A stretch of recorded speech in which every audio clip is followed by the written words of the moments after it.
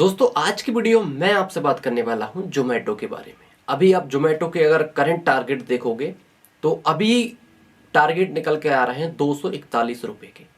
तो क्या इस टारगेट को जोमेटो अचीव कर पाएगा या फिर नहीं कर पाएगा? यहाँ पर आप अभी देख सकते हैं जोमेटो 154 की रेट पर आपको मिल रहा है। तो समझते हैं क्या मैंने इसके अंदर इन्वेस्टमेंट किया है या फिर नहीं किया, वो भी आपको पता चल जाएगा। वीडियो शुरू करने से पहले ही मैं आपको बता देता हूं कि मैं कोई भी सेबी रजिस्टर्ड एडवाइजर नहीं हूं, तो मेरी बातों को आप एडवाइजर की तरह मत लीजिए और अपने हिसाब से कुछ भी बाय या सेल कीजिए। अब आगे बढ़ते हैं वीडियो में। अगर हम आगे बढ़ें तो अभी हम देखेंगे कि जो जोमेटो का मार्केट कैप है दोस्तों, तो वो है लगभग 1,36,000 करोड़।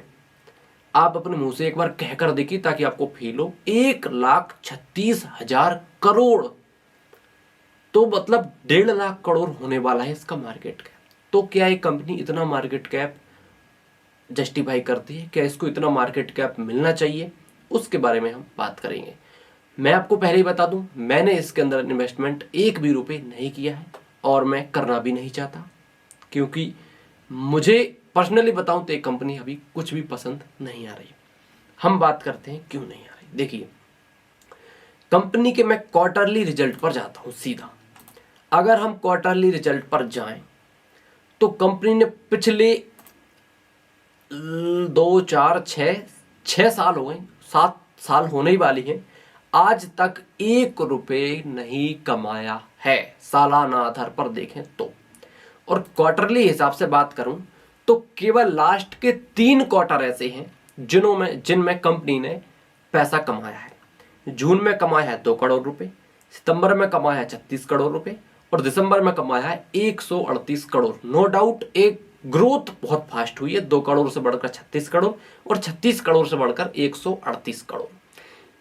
क्या 138, 36, 2 इन करोड़ कमाने के बाद इसको मार्केट कैप लगभग 1.5 लाख करोड़ का मिलना चाहिए? उसके बारे में हम चर्चा कर ही रहे हैं। तो देखो, ये बहुत ही ज्यादा रिस्क की बात हो जाती है कि अगर कंपनी कोई भी टर्न अराउंड करे, अपने आप को बदले, माइनस से अपने आप को प्रॉफिट में लेकर आए, तो उसे इतना बड़ा मार्केट कैप दे देना। देखिए, सबके विचार यहाँ पर अलग अलग हो सकते हैं।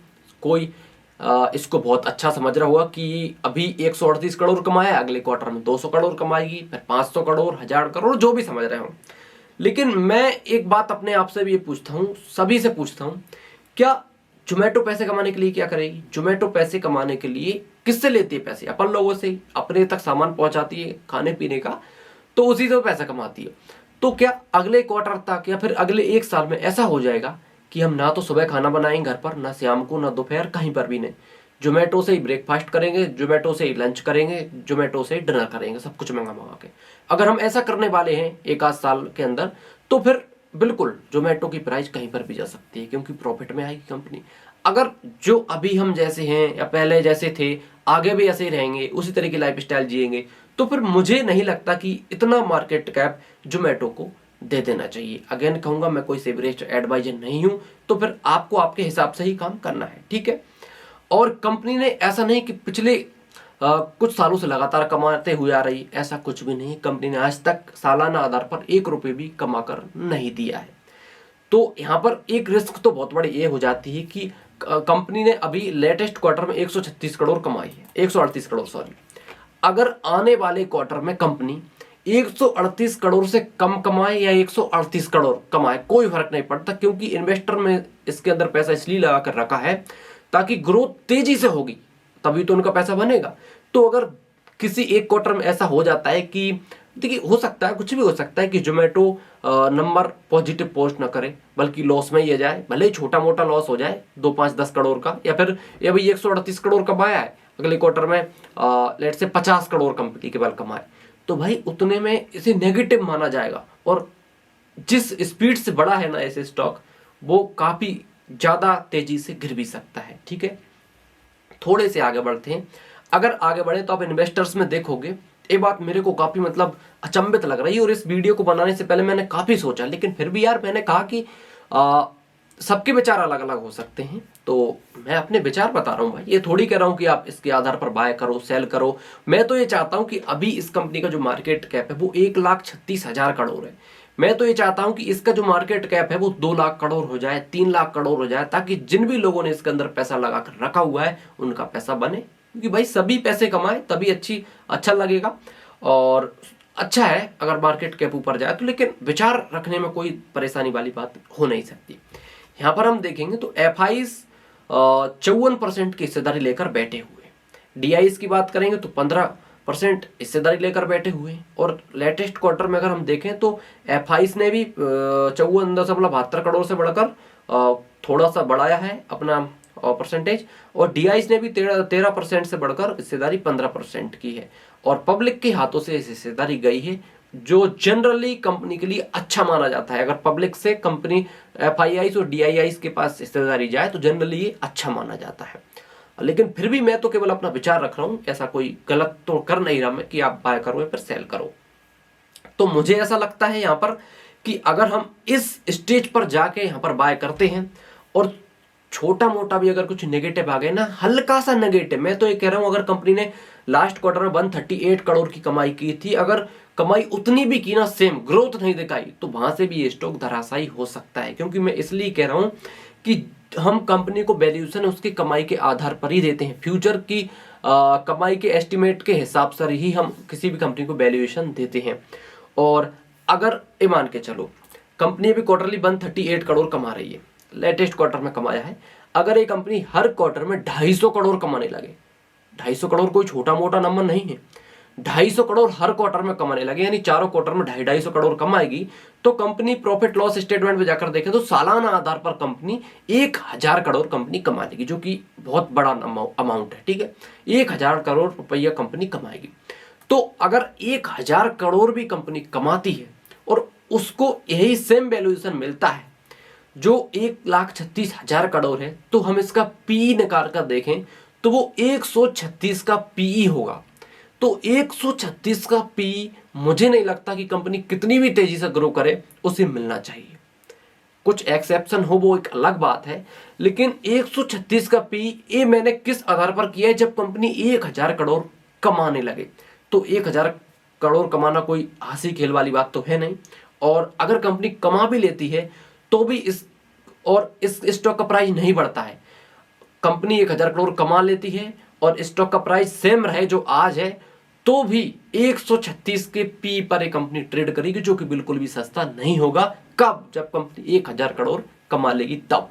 ये कोई हलवा नहीं है भाई 1000 करोड़ कमाना, अगर कमा ले तो अच्छी बात है, लेकिन मुझे इतना वैल्यूएशन पर इस स्टॉक को अभी बाय करना कोई समझदारी वाला डिसीजन नहीं लगता। देखो, मैं वहां पर जनरली इन्वेस्टमेंट करना पसंद करता हूं जहां पर मुझको वैल्यू दिखती है।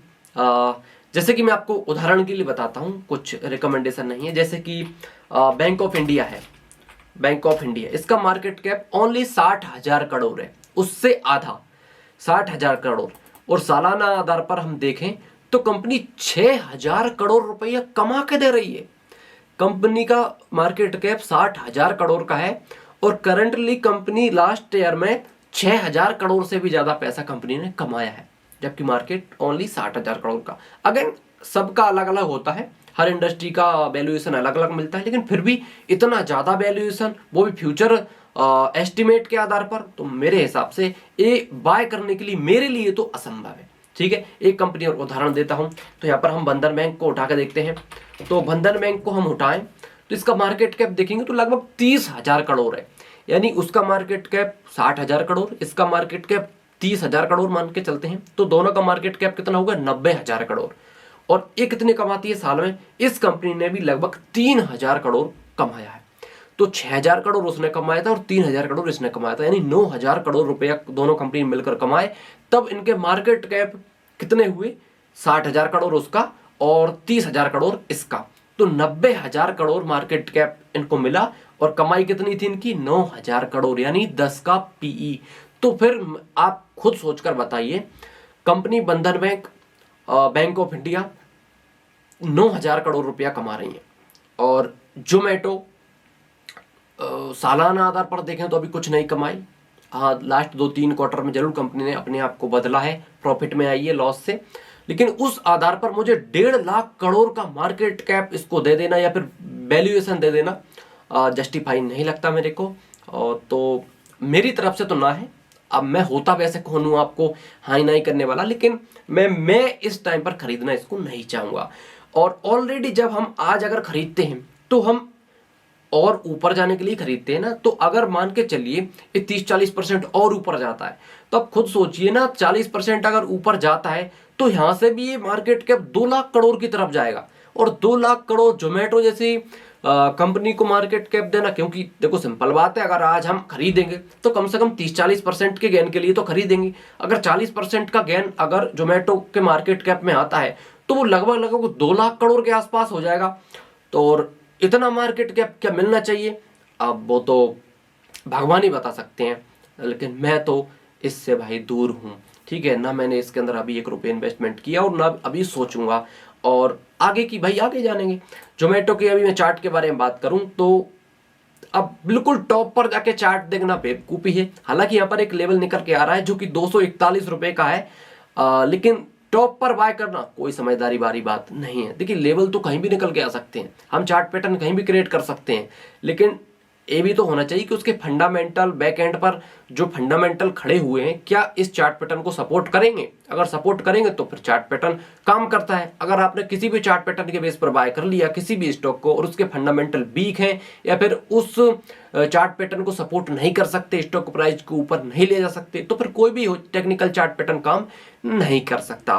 तो आपको आपने बुद्धि विवेक से ही काम लेना है। मेरी तरफ से मैं न्यूट्रल हूं भाई, सीधी बात है। लेकिन मैं अपना बता सकता हूं कि मैं इस स्टॉक में पैसा इस टाइम पर नहीं लगा सकता। और आप अपने हिसाब से काम कीजिए। Thank you so much.